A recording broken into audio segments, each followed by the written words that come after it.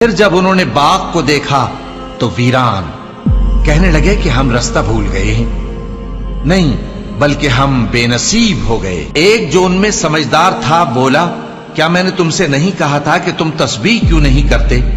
دوسرے کہنے لگے کہ ہمارا پروردگار پاک ہے، بے شک ہم ہی قصوروار تھے۔